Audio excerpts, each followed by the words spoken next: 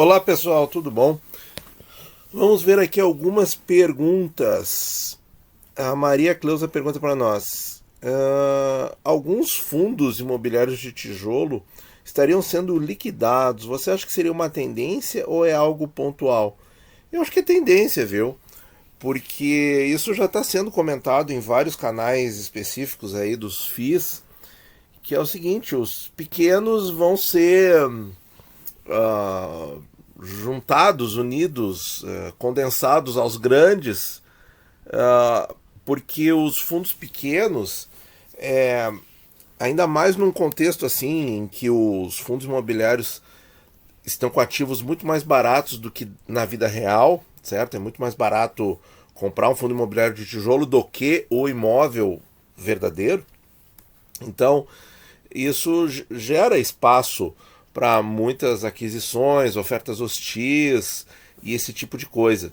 Então eu acredito que seja tendência sim, porque os fundos imobiliários grandes, veja bem, lá em 2020 nós tínhamos poucos, algumas 20, 30 fundos talvez acima de R$ 1 bilhão. Hoje é quase que mandatório um fundo para ter atenção, para ter mídia e tal, ter um patrimônio de R$ 1 bilhão. Tão comum que ficou isso, né? E também a gente vê pelo patrimônio do maior fundo do Brasil, que a questão de 2, 3 anos era 4 bilhões e hoje está 7, mais de 7, uma coisa assim. Então eu acredito que é tendência mesmo, certo? E como é que são, para a gente ter uma ideia de para que caminho o Brasil pode estar indo nos fundos imobiliários, ver os REITs americanos. Claro que a legislação é bem diferente, mas lá eles são muito grandes. Então, eles são poucos fundos com um patrimônio muito, muito maior. Chega a ter fundo lá, um fundo só, é maior que todo o mercado de fundos imobiliários do Brasil. Existe isso, certo? Lá nos Estados Unidos. Então, talvez o futuro da indústria de fundos imobiliários no Brasil seja esse. O lei da sobrevivência, não? É a seleção natural de Darwin, por que não? Os fundos vão sobrevivendo, os maiores que vão comprando os menores, ou os menores vão fazendo consórcios, se unindo, e assim vai, porque é a tendência, sim, é a tendência. Muito bem. O Dudu faz uma pergunta de iniciante aqui. Vamos ver. Por que os títulos que pagam juros são semestrais e não mensais? Olha, acredito que isso aí é porque é uma questão assim de meio que de legislação. Então, por exemplo, o balanço das empresas é anual, a questão do dividendo das empresas nas ações é anual. Aí quando fizeram a lei dos fundos imobiliários, o plano lá é semestral, que está escrito lá, o dividendo obrigatório é semestral, certo? Não é mensal. Mensal é um acordo de cavalheiros que a indústria fez para realmente simular a questão do aluguel, de você estar recebendo um aluguel. Então, assim, qual a chance de algum dia existirem esses títulos com juros mensais? Eu acho que remota, viu? Acho que remota. Isso seria bom ou ruim? Depende. Depende do que você, o que você acha mais legal assim no investimento. É receber todo mês um pouquinho e já ir alocando aquele pouquinho e vai crescendo e de grão em grão, ou de repente receber uma bolada um pouco maior, também não vou dizer que é muito, né? Um pouco maior ao semestre e aí fazer aquela alocação mais concentrada. Depende do estilo de cada investidor. Eu confesso que eu estou mais acostumado com o semestral. E ver o valor maior semestral me dá um pouco mais de estímulo. Mas isso é adaptável também. Isso é adaptável. Também gosto da dinâmica mensal, porque chegou, bateu na conta, pega e investe, né? Já atingiu ali o número mágico, né, do primo rico, já pega e já compra. Acabou, né? Não tem dúvida ali. E mensal, você vai diluindo bastante os riscos, porque você obrigatoriamente vai comprando aos pouquinhos, fracionado e sempre. né? No semestral, apesar de ter aquele juro, aquele dividendo, ou anual, se for caso de ação, aquele valor um pouco maior, você acaba concentrando, né? Porque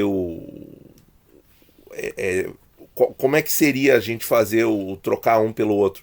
Seria assim, pegar o juro de um Tesouro IPCA com juros, deixar no Tesouro Selic, investindo 1/6 por mês. Complicado, né?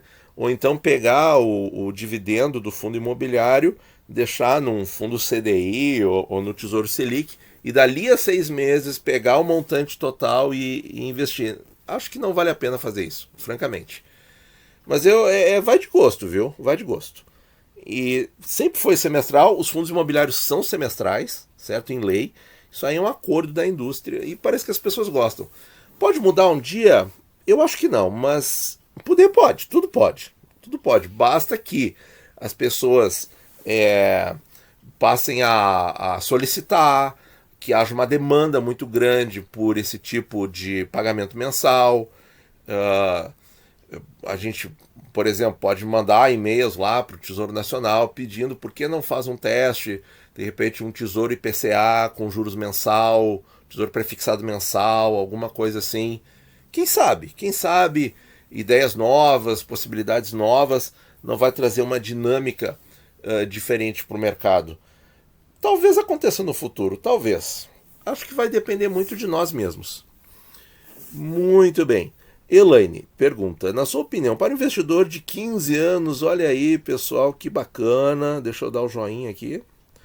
Compensa resgatar IPCA com juros 30 positivo e aplicar no 35? Olha, eu vou dizer o seguinte, com 15 anos, a pessoa nos investimentos, entre aspas, pode fazer o que quiser, tá? Porque ainda nem começou a vida profissional, tem muito tempo pela frente, certo? Pode fazer essa troca, mas por que não ficar no 30 e já ir aprendendo a reinvestir o juro? Aprender a ter a paciência de esperar aquele jurinho bater na conta, e aí sim, com o juro, ir comprando o IPCA 35 ou com a própria mesada, ou de repente tem renda no canal do YouTube, quem sabe? A pessoa aí de 15 anos vai aportando então no 35. Poder fazer pode, viu? É muito difícil que com 15 anos a pessoa cometa algum erro que vá determinar algum prejuízo de grande monta. Não vai, até porque a pessoa não vai ter capital tão grande assim para cometer um erro tão grande, mas o principal ponto é que essa pessoa tem muito tempo pela frente, certo? E assim, se trocar o IPCA 30 pelo 35, vai aprender alguma coisa também, vai experimentar. Vai trocar um IPCA com juros por um principal, vai ter que aprender a esperar, aquela coisa toda, vai conviver com as oscilações, o que também é possível comprando o IPCA 35 com os juros do 30 ou outra renda, né? Ou a mesadinha, alguma coisa nesse sentido. Então assim, basicamente o resumo da resposta é, com essa idade, pode fazer o que quiser nos investimentos. Pode fazer o que quiser, que se errar vai ser aprendizado, vai errar com pouco e vai ter tempo de se recuperar. Tá certo, pessoal? Muito obrigado por ouvir e bons investimentos a todos.